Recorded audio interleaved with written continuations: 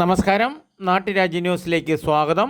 ഇന്ന് 1/10/2024 ഒക്ടോബർ 1 വയോധിക ദിനം.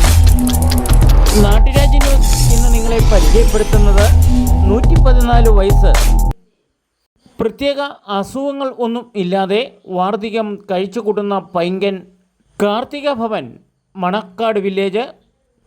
പൈങ്കൻ വല്യപ്പന് ആദ്യ വിവാഹത്തിൽ മക്കളെല്ലാം ഉണ്ടായിരുന്നെങ്കിലും ഇപ്പോൾ ജീവിച്ചിരിപ്പില്ല. രണ്ടാംകുടിയിലെ 2 മക്കളാണ്. അതിൽ ഇളയ മകൻ്റെ സംരക്ഷണയിലാണ് ഈ വല്യപ്പൻ്റെ വാർദ്ധക്യകാലം കഴിച്ചു കൂട്ടിക്കൊണ്ടിരിക്കുന്നത്.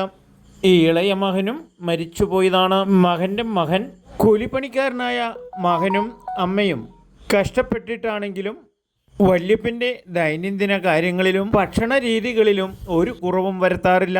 പ്രായാധിക്യം കൊണ്ട് കടുത്ത ചൂടിനെ അവഗണിച്ച് തളർന്നുറങ്ങുന്നതാണ്.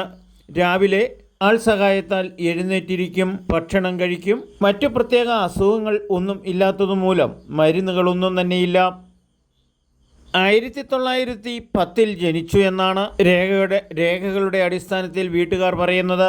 പഞ്ചായത്ത് തലത്തിൽ ആരോഗ്യവകുപ്പ് മിക്കപ്പോഴും വീട് സന്ദർശിക്കാറുണ്ട്. വേണ്ട രീതിയിലുള്ള ഉപദേശങ്ങളും കൊടുക്കാറുണ്ട്. നാട്ടുരാജ്യ ന്യൂസിനു വേണ്ടി റിപ്പോർട്ടിംഗ് KK വിജയൻ.